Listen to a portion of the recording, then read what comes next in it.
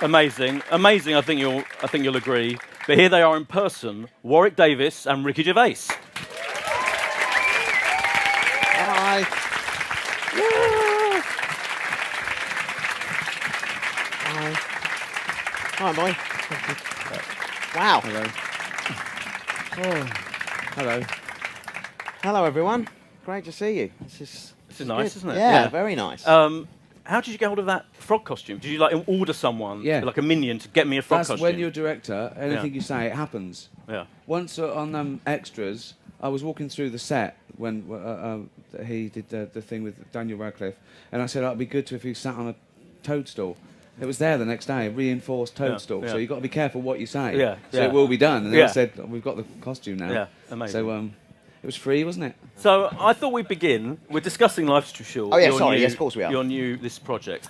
Ricky, what was the gestation of it? Because it feels like the third in a trilogy after The Office and Extras, to me. It is. Yeah. I mean, it's like I suppose it's like crudely speaking, a cross between The Office and Extras. You know, it's a fake documentary. We return to that format, but it's got a backdrop of media. But if The Office sort of reflected those quaint docu-soaps of the 90s, where people, sort of normal people, became famous for 15 minutes, this is much more up to date. This is more like the ones you see today, with D-list celebrities living their life like an open wound to just do anything to get on telly. And Warwick, the fake Warwick, is nothing like that in real life. No, unless there's free shit going, then do anything. And Warwick, I'd met Warwick on the set of Extras. I didn't know him before. I knew of him, obviously. And I think the first time I called you up saying, "How would you like to be kicked in the face?" You did. I remember the day. I was at home, just in the kitchen, answered the phone. At least last person I expected to be calling me, and the voice said, "Oh, this is Ricky Gervais." I said, "Oh yeah."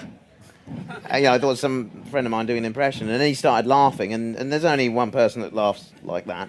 And immediately I was like, well, it is him. And then he pitched this idea of, an episode of this new series they were doing, Extras, and the fact that he would be kicking me in the face. And I think I said it would be an honour to be kicked in the face by you. Did all your own stunts as well? And it was. I did do that. They were saying, "Do you want a crash mat? Do you need someone?" He went, "No." I did that, and he went flying. But then little did I know that you'd want to do it 20 times, because you'd want to try a different line after kicking me in the face every time. And I was enjoying it. I couldn't move the next day. It was fun. Agony. He does all his own stunts, actually. Really? I want to bring out a Warwick doll. Indestructible. You can dress it up, throw it. Honestly, he's amazing. And this is so liberating, this show, because, I mean, The Office is... We would never have anything like this in The Office. It was all about nuance and subtlety, and we couldn't go large. Realism, I mean, here is physical comedy. It's gone back to the days of the silent movies. I mean, it's like Chaplin or something. His physical comedy is brilliant. I mean, he relinquishes himself. I've never had so much fun directing anyone. A-listers, Hollywood, doesn't matter. It's like you're downloading thoughts. He gets it, and he always brings something to the table. He's just funny, which is important because the character's so unlikable, but he makes the character likable. He's got such a depth of humanity about him. But at what point, so you did that on Extras, at what point did you then realise that you should do a whole series, and that you should base the whole series on the kind of the real Warwick, but create, inspiration from his life? At what point did you decide with Steve, this is going to be our next big project? When we ran out of ideas and couldn't be bothered. Okay. Really? Yeah. No. Warwick. I think Warwick asked me for a quote for his autobiography. Yeah. I think, wasn't it? That's right. Yeah. And then we just got talking about stuff that we wanted to do, and it just kind of came out of just chats about my life. And exactly, yeah. But I mean, I must stress, this isn't 30 minutes an episode of short jokes. Yeah. This isn't a real Warwick Davis. This is a character, as much a character as David Brent or Basil Fawlty or Captain Mannering. Okay, this is not. And we've created this villain, really. He's exploitative. He runs an agency, which he does in real life, but very, very differently. This one's called Dwarves for Hire, and he just exploits other little people. He hires them out as human bowling balls and fires them for cannons, and he tries to get all the good jobs for himself. Nice. He's going through a messy divorce, which is his fault. he wants her back, but not because he loves her, because he doesn't want to lose, and he thinks it looks bad for his career. He's got the worst accountant in the world, so he's got a £250,000 tax bill, which is why he's doing this documentary. Right. He's a star on fallen times. The work's dried up, and he's living his life like an open wound. And of course, but then what's beautiful, we use my backstory of my career, so that there's already there are references if you to the know real of films me, you've been in, you already have that. Yeah. But the kind of personal side of my character is different. And as Ricky said, I did approach this as I would any other character. Yeah, it's very far removed from me. Was it odd to think? I think you were a little bit worried at first, weren't you? You were worried about some of the things, and I said, well, no. The worse it is, the more they know it's a character. Because I think that's human nature, that an actor thinks, I don't want them to think I'm really like this. That's what. So what you do is, and I've had a taste of my own medicine recently for the first time when I did an episode of Curb Enthusiasm. But the crazier and more awful you are, the more you're going, I'm not really like that. Yeah. And I've wondered why these people make fools of themselves in extras. It's because it's almost like they're saying, then I can't be like that if I've got a sense of humour about myself. Absolutely. And they're not like that, obviously. Was it weird to realise that you're in the middle of obviously once the whole kind of deal was agreed and the scripts are being written, that there's a whole that Ricky and Steve's new big project is all about you? It's unbelievable. I find myself, even sitting here today, I can't believe I'm sitting in an Apple store talking about a comedy series. Do you like Apple stuff? The BBC. I love Apple stuff. Yeah. And it's weird to get your head around. I've always wanted to do comedy my whole career. I've had a lovely career of doing some big sci-fi fantasy movies and working with great people. But there's always a desire for me to do comedy and do something where I didn't have to sit through 4 hours of prosthetic makeup to go on a set. Well, that's one of the big gags in it as well. But no one knows who he is. You never see his face in any of his films. So he has to I was an Ewok. What is that little bear? It's not a little bear, So shall we have a look at a clip, which is kind of like sets up the whole thing very well, I think. It's almost like the pre-credit sequence, is it, where you see everyone who's going to be in the show and the type of thing that happens. Let's have a look at this.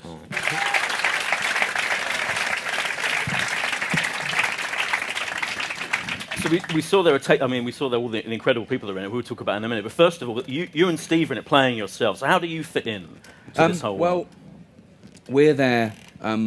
We're there because it's fun to act, but we're there really as a conduit to Hollywood. We thought it's nice that we remind people that he was in extras, and so that's how he knows us. We've set ourselves up as sort of moguls in charge of stuff. Okay, so the joke is that everyone bothers us. Everyone we ever work with comes around saying, "You do any more extras? You do any more office?" So it's cameos from people in extras in the office coming back, and the joke is they're really like that. And that's where paths cross, really. So that's why you can bump into Liam Neeson and Johnny Depp and those people. And the because the joke is in our world, they come and hang out. Hollywood, So the versions of you and Steve are kind of like, are they roughly realistic versions of you? Well, we're sort of reluctant. Charity workers, really. We're sort of like quite straight, and we play on our own things. There's jokes there about me only ever doing one accent and me, and Steve being mean. So we sort of play on the perceptions. But no, we're quite straight, really, aren't we? We're sort of normal. We're reluctant. It's like we keep looking. We don't want to be in this awful documentary that he's trying to get us to come to part, isn't that? But we're really an excuse, really, as a conduit. And I think that people got the wrong end of the stick with extras, that it was a bunch of my showbiz chums. It wasn't really. Again, it wasn't like a comic relief sketch where we just point them and it was enough. They were still characters. They were still that's still part of their oeuvre. That was still part of their job that day. But I suppose it is scratching an itch. I do miss extras and at one point I remember you saying you kind of quite keen on doing another series. But I miss extras more than The Office. You could never return to The Office. It was finite and you shouldn't. But with extras, there would still be people coming up to me at the Golden Globes and Emmys and saying, I wanted to do an episode of extras. And I'm thinking, oh, really? Like these proper huge people. There's a couple that couldn't do this. They want to do series 2, But that's what's great about the cameos in this. They're not they're not just plonked in there. They're not. really You have to wonderfully work for woven it. into the fabric of the story. It's not the spoof that we did next with. Look, it is Chris Martin. Yeah. It's not that at all. You know, they work for it, and they're very integral, aren't they? They make it credible. Yeah. And some and the same as extras, like, you know, they range from deadly real, and like, oh my god, too close to the bone, like some of our lovely homegrown talent, like Les and Barry, like, to I just called him Barry. Oh, fuck. Sean Williamson. I say it ironically so often that damn Sean. Yeah. And honestly, they're a joy. Those three. Yeah. They're a fucking joy. They really are. Honestly, I can't get enough of them. They have not got one ego between them. They live their life raw for us, and they get it. They really get it. They make it worse for themselves. Aren't they a joy? They are. And Cheggers tweeted me just before this, Ricky. Oh, really? And he said, "Good luck with tonight. Make sure you get a word in." That's exactly what he said. That's good coming from fucking him. Jesus. And you said you'd thinking of doing a spin-off. You'd like to do a spin-off. I love to send those three round. Yeah. Just around, going around sort of jumble sales. Yeah. It's. How do you? So the fact that the people have said to you, you know, come up to you at these events, I would quite like to be in extras now. Then, but how do you? The actual act of getting hold of. Let's talk about Johnny Depp. We've got an exclusive clip which we'll see in a minute. Sure. How do you get hold of Johnny Depp? It depends. Sometimes the idea comes first, and you think, who's the best person for that? I.e. someone comes and says to me, I'm thinking of doing some comedy. It happens to me all the time. I'm thinking, will you read my script? And just my blood drains because I know it's going to be dreadful. Yeah. This person, it's going to be dreadful. Yeah. And they're looking at me and they want me to go, funny. Yeah. Good. So who's the worst person for that? Well, our John Wayne, the most serious film actor in the world, imposing, Liam Neeson. Yeah. Sometimes the person comes first, an association. You become friends with people like you could meet David Bowie, for example. So that was me knowing him first and thinking the first. Johnny, sort of one and the same, really. After the Globes, everyone was going, "Oh my God, he insulted Johnny Depp." I was thinking, Johnny Depp doesn't care. He's the biggest film star in the world. He doesn't care that I didn't like The Fucking Tourist, right? And so I emailed him and said, "Sorry about the Globes. How do you want to get your own back?" And he said something like, think not about it one jot, sir. It was an honour to be. Of course he doesn't care. Yeah. And what a charming man as well. Yeah. And his emails, they're like poetry. He's just made of bohemian. Yeah. Yeah. And he gave us Johnny Depp, just like Bowie gave us Bowie. Yeah. And they you either get it or you don't. Yeah. And he was amazing, wasn't he? It was terrific. It was on the last day of filming, and Johnny came in, and there was that air of anticipation, like, wow, we've got the biggest movie star in the world coming today. And he came in and just was the most down-to-earth, normal guy, and just gave us all the time in the world to do whatever we wanted and had some fun with it. And we never knew what was coming with him, did we, either? It was... Well, I wonder if I could tell this. He won't mind. So at one point... Have you checked? Are you sure? He was so funny, so down to earth. His wicked sense of humour, really. People, I thought I've heard he was shy. Yeah. He's not shy at all. And at one point, I was stuffing Warwick down the toilet. Yeah. Right, and we were laughing, and I was bending his legs. He was going, "They're breaking," right? And then at one point, we're laughing and everything, and he went, "Look!" I looked round, and Johnny Depp is going, "Do you mind if I masturbate?" Brilliant. And we just. And then we just all cracked up, and we took the moment. There's a photograph of me doing that, Johnny just sort of laughing, and him with his head back and his feet stuck down. It's an amazing picture. It looks fake. It is weird. Because I really had to smash your feet up, didn't I, to get them down there? I was right round the U-bend. And I said it was worth it. Was it worth it? Always trust me. Yeah, it was worth it. Yeah, it was worth it. And that's a real toilet, wasn't it? That's like your real toilet. But the thing is, also, when Johnny, when we were doing it, he whispered to me. He said, "Yeah, I've stayed in this hotel before." He said, "You wouldn't believe the things that happened in that toilet, and as I'm in it." Yeah, he lived in that room for about 2 months when he was doing the thing, and he went, "I know this room." Brilliant. Yeah. Well, we have got, this is a world exclusive clip, I believe, of some of Johnny Depp's appearance. It is, a little in bit of it. Let's have a look. And I love the reason he's there. Just to explain, is because he wants advice. Well, from yeah, you, he gets a call out of the blue that he's in Tim Burton's Rumpelstiltskin, and he wants to get inside a dwarf. Yeah. So Warwick gets this, gets a grand a day to help Johnny. So he says, "I want do stuff, walk around, And what would you do?" He said, "I'm going to see some old friends, Ricky Gervais and Stephen Merchant." He goes, "Ricky Gervais, can I come?"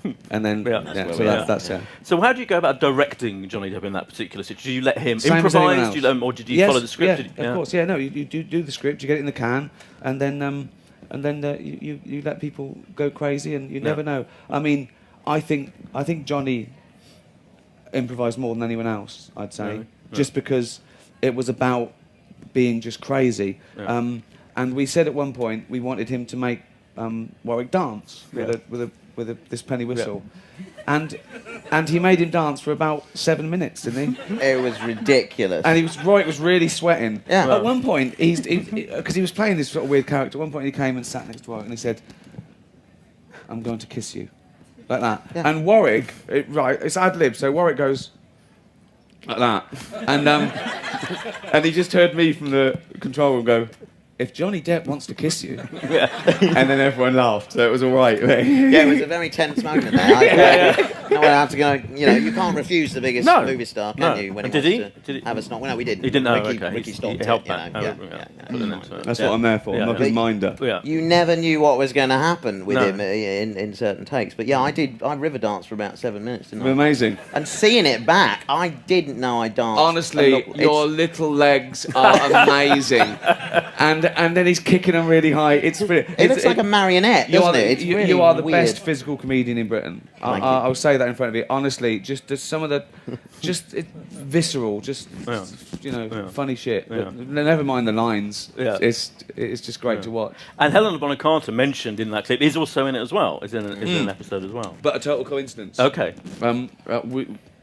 This was already done before we wrote the Helena Bonham Carter, and it's just a coincidence that because she's doing a completely different film. Right. Warwick thinks he's got a part in a film with Helena Bonham Carter, and when he turns up, it's not what he expected. Should I give it away? I don't know. Would it ruin it? Yes, no. No? Okay, I won't. No, but it's as in every comedy, it's not what he expected. But yeah, but it's very funny, and I say it's the most realistic thing we've ever done. Yeah. Because that's a sort of a film within a film. Right. And we were getting confused. And people were saying cut and action, and is this the real action? It was or amazing. the real? It was really good. Really good. You talked earlier about how The Office was a certain type of documentary. Yeah. 10 years ago. 10 years ago. So, did you watch a lot of the actual documentaries that you see on TV now about celebrities? Well, the Office came out of. I watched all the docu-soaps of the 90s, all those things like, Airport, Jeremy Spake, and the hotel, and I was fascinated by these people wanting to do this. Yeah.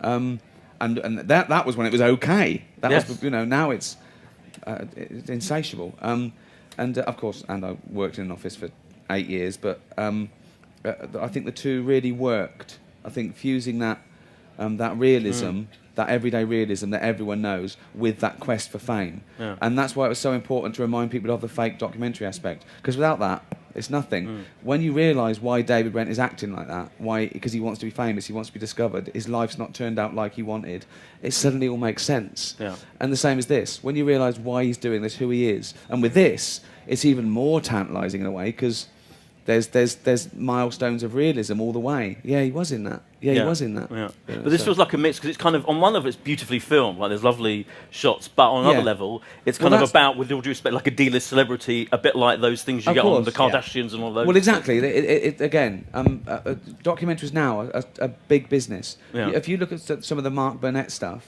like The Apprentice, and they're beautiful. Yeah. They're filmic. Yeah. There's dolly shots and everything. And then when it gets to harsh reality, it's people fighting and going, "You fucking can't." Yeah. Right? But yeah. Just said that in the Apple store. I know. And this It's is going in to a fucking church. It's all right. It is to me. It is to nerds. Yeah.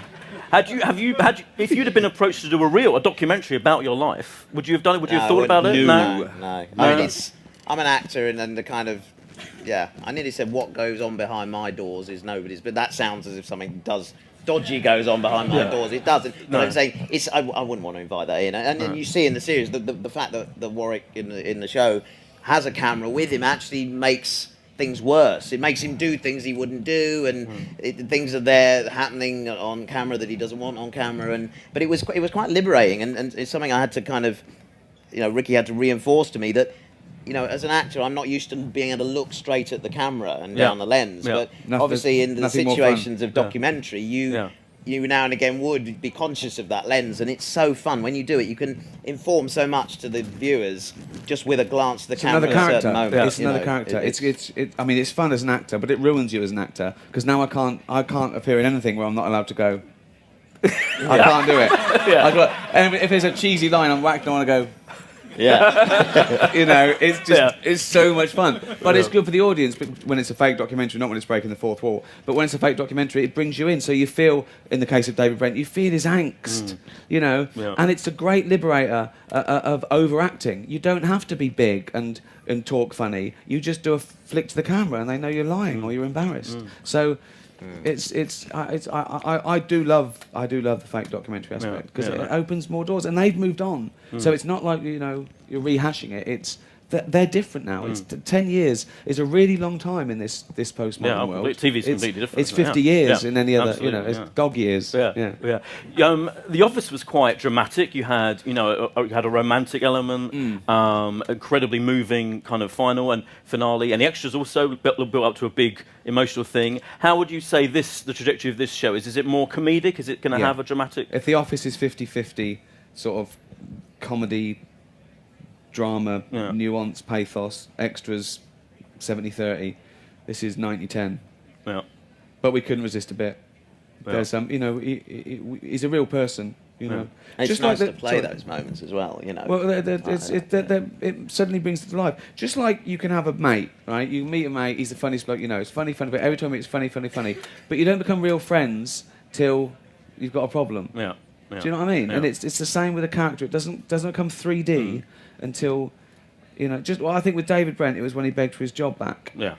And you suddenly thought, oh, fuck, of course he's got feelings. Yeah. I've been laughing at him, thinking it was okay, but of course he knows. Yeah. So it gave it another 50%. Would you think it'd be slightly unsatisfying to just do an out-and-out pure comedy? No. I think people got the wrong end of the stick with me that I can't stand studio-based comedies or I can't stand just funny. Curb Enthusiasm's just funny. Yeah. And it's great. Larry David, he said he'd never put in drama. He said he couldn't do it. He couldn't do it. Seinfeld, studio-based. Yeah. Brilliant. Yeah. Genius. Yeah. But, although in your episode of Curb, you do say I like broad comedy. Seinfeld. Yeah. I say yeah. I love a laugh track. It tells you when to laugh. Yeah. But that's a character. I don't think that. No. I do enjoy this. I do prefer nuanced comedy or nuanced anything. Than puns or broad stuff. But that's just what I do. That's sort of my craft. Right? We've got another clip. Before I'm going to throw open to you guys, so be thinking of anything you want to ask. We've got plenty of time for that. In the meantime, you've got to name some of the other people in it. We've said Helena Bonham Carter, we've seen Johnny Depp, Liam Neeson, of course, Steve Carell, Sting. But this clip is of Sean Williamson, I believe. So let's have a look at this. Amazing. Oh, he's a genius. I love him. Do you have a favourite out of all of those cameo elements to it? Is there one that? Oh dear. I mean, John is incredible because I don't think people have ever seen stuff like it on television. Genuinely. Yeah. Helena Bonham Carter, as I say, is the most real. It really, really is real. Yeah. Confuse people. Yeah. But then Liam Neeson. I don't know. The answer is no. Yeah. No. What about to work with in terms of for you to kind of bounce off? God, I mean, I knew Liam from working on Star Wars with him, which was your best in Right Said Fred. Do you reckon? It's amazing. Right Said it's Fred the most excruciating, awkward thing you've ever seen. It's so slow. It's so painful. And weren't they brilliant? Oh, they were, yeah. Proper. So what do they do? How much can you say about what they're doing in the show? Warwick, there's a lot of flavours in this. A lot more flavours than The Office and Extras. We see his private life, his social life, his public life, his work, his business, everything. and he's also vice chairman of the people of short stature. Yeah. But he wants to be the chairman. So again, he's competing. Yeah. He thinks he's the Martin Luther King of little people. Yeah. Right. And so he challenges the head guy, who's this very serious, straight guy called Anthony. And so he thinks to get votes, to canvass votes, he just invites random people along. So he just wrote Fred to stand behind him in the vote, and he tries to interview them, and it's just it's awful. It's just painful. Yeah. So I like that one.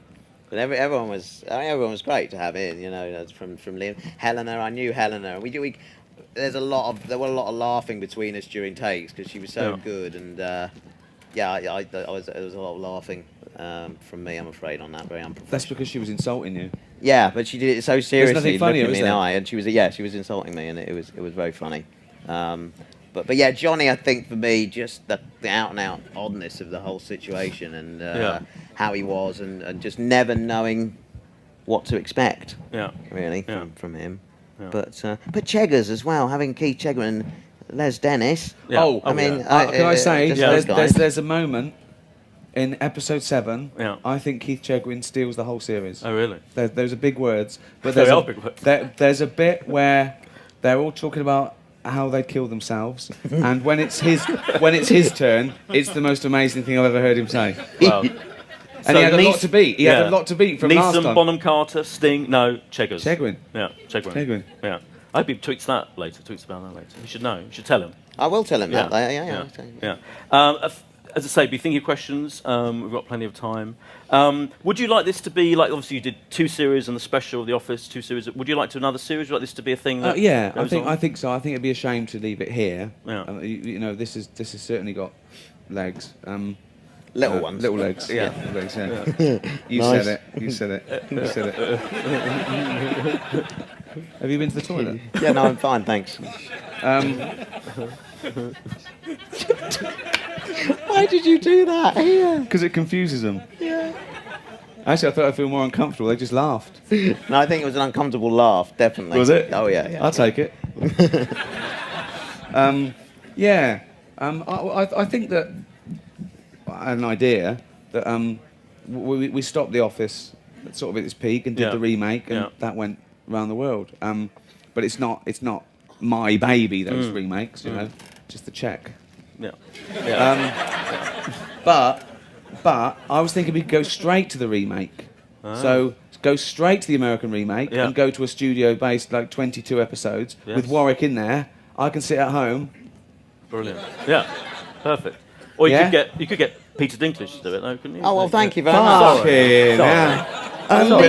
Sorry. I'm sorry. I liked him. I've said nice things about him. No, you're better. What was that magazine you got? Don't worry. Yeah, you're better. If you can't get that one, there's 17 others exactly the same. Yeah, that is true. Not as good, but that is true. That is true. I've got loads of other stuff to ask as well, but let's throw it open to you guys. And if you wait for a microphone to there is a floating microphone around somewhere. But anyone who'd like to go first, don't be shy. And there you go, gentleman at the back. Hi, Ricky. Hi. They fell off the chair. Hi, everyone, but this is to Ricky. You were, of course, the main star in Office and Extras. Is there any part of you that misses being the main focal point of this show? Yeah. I didn't think I would, because it's lovely to direct. It's my writing and directing is my favourite thing. But when you're there, and you think, telling people, and I can't resist to say I do it do it like this. But it's fun because it's fun. It's not because I think my way is the only way. It's because I like doing it my way. That's all. I've never thought I was the best writer or actor or director, but I want it my way. That's the fun for me, making it up. And so, I really miss it. But it's in the casting that you find people that can do every single role better than you could, and you're fine. And I think that I was the best person for the job in The Office and Extras. He obviously wasn't in this. I was too tall. I mean, for the first time in my life, I was too tall. I caught him one day in his dressing room, right? He was on his knees with his shoes on his knees, looking in the mirror, and he was I answered the question as well, though, didn't I? Oh, yeah. That was very I good. just said yes. Yeah, that was it. I'd already done it with yes. Oh, completely. There you go. Because you and Steve play yourselves, did you ever have the urge to put Carl in as himself? Yeah. I can't get enough of Carl. It's just quite incredible. Honestly, I think it'd been overpowering. I think Carl at the moment is like a little prophet in this country. People can't get enough of him. They're slightly obsessed with him. I mean, that'll die down a little bit, right? But he's too big. I mean, I'm saying that, and I've got Johnny Depp in there, but Carl would unbalance it genuinely, because no one's got a fucking head like that. So, and also people we watching it going, when's Carl on? I mean, that's a. But I have had an idea for Carl and Warwick the next show, and I convinced Warwick. He was in straight away. Broadcasters have said yes, and Carl's 50-50 now. Yeah, isn't he is, isn't he? Yeah. He's doing a pilot. It's basically. It's not Shakespeare, but I'll tell you it anyway. It's Carl going round England on a bike with Warwick in the basket. And it's called The Short Way Round. And tell you what, Carl was stressed about the idea. Oh, yeah, not like that's exploitative or that's terrible. He went, so I'm doing all the fucking peddling.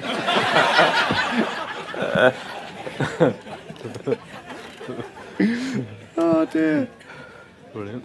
Oh, two ladies in the front here. We'll have both first. There you go. Hi. This is a very selfish question, so I'm sorry for everyone in the room. Obviously, you're writing, you create characters that are very funny, but they're also very real. And we've had a vision for quite a long time to become sort of the female version of you and Stephen Merchant. Do you have anything in your writing process or any advice towards creating these characters that are so real? You write about what you know. Write about don't try and get onto a trend. Don't try and worry about what's happening, because the time come around it won't be. Also, why would you want to do it anyway? Why would you want to do something that's been done?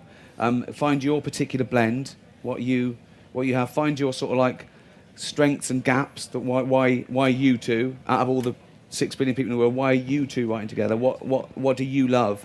The first 5 hours of every day should be talking about what films you like, what comedies you like, and what you hate, what you'll never do, what you don't want to do, what you don't want to be labelled as. Be original, and there's no rush. Brilliant. And gentleman there in the middle. Hello.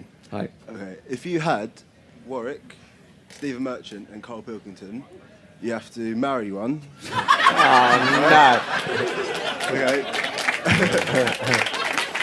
Sleep with one and kill one.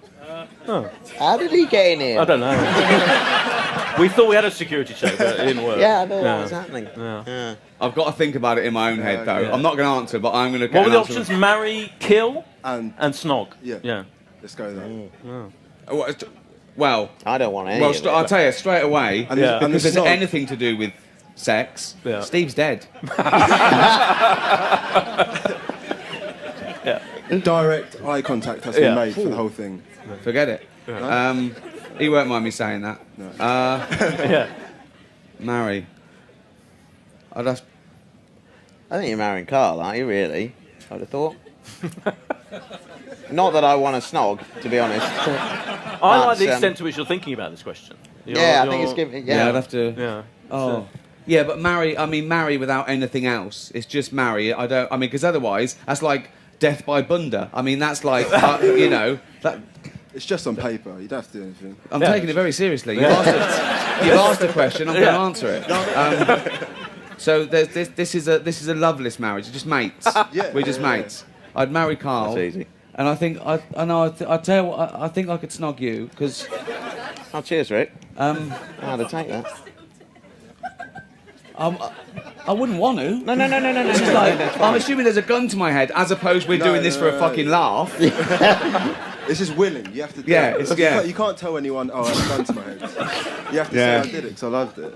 Okay. Yeah, I think it'll have to be that really. Okay. Is that all right? Yeah, no, it's fine. We don't have to do it. It's hypothetical. It's all hypothetical. Yeah. Good. And have you ever said So it? give him a little reach round. Yeah, right. Gentleman at the back there. I'm kind of pointing at slightly rudely. Yeah, right in the middle. Keep me snogging Warwick Davis under your hat, yeah? Hi, guys. Hi. You are, and forever more will be, an inspiration to any budding actors and writers. But who were your inspirations in terms of comedy? Christopher Guest. Really? I mean, Laurel and Hardy, I suppose. Firstly, I think they nailed it 100 years ago. They had it all. They had it all. The relationship, the I'm with this idiot. But they were great because I loved them. Do you know what I mean? It was not in this way, but they were precarious. Comedy is about empathy, I think, and it can never be sort of like macho. It always has to be. There has to be a humanity behind it, you know. And they sort of taught me that it's okay to fall over as long as you get back up, and I love that. As a mentor, it would be Christopher Guest, a direct influence on The Office, a fake documentary, and also that naturalistic acting style. But having known him now for 5 or 6 years, it's so lovely when you meet your heroes and they're the nicest person you've ever met. You know, he's gentle, he's untouched, he's brilliant, and he's never let me down. But I mean, Larry David, I think, is probably the most important person working today in TV comedy. But Woody Allen, who brought modern comedy to the screen. I'd have to cite Laurel and Hardy and Christopher Guest, though, as the pillars. Thank you very much. Cheers. Thank you. And shall I go? I'll go over there, 2 people away, and then I'll come over here. When you're not working with Steve, you've gone over and done projects in America. I was just wondering what the difference is and which you enjoy more. Which, sorry, the last one I didn't hear. What the difference is and which ones you enjoy more? Oh, I mean, I think it depends what you mean. I think if someone said, what do you do? It's writing and directing comedy, usually with Steve. There's lots of things I don't really count in my oeuvre, so to speak. I do things like I pop up on the Sesame Street, I wrote a Simpsons, I do the Golden Globes, but I do those things because they're fun, you know, and like some people play golf, you know, and also I'm not touched by them, win, lose or draw. I'm creating my own labour, so I'm not beholden to those people. It doesn't make any difference to me. Come Monday morning, I'm writing or creating something. And I've only done a couple of things like that without Steve. You know, I suppose, you know, Ghost Town was a collaboration with someone else, and Invention of Lying. My stand-up, very different, couldn't be compared. So I've done so few things. It's difficult to say. I mean, the things I did with Steve is The Office and Extras and this, and I couldn't have had more fun. But, you know, it's great to do the Golden Globes, and it's great to do those things, but I'd count, you know, my job as writing with Steve. Do you know what I mean? It's sort of weird. I don't feel I'm moonlighting or being unfaithful, but I sort of count that as that's my 9 to 5, my 11 till 3. Let's go over here. Yeah, so there's a gentleman there. Okay. Hiya.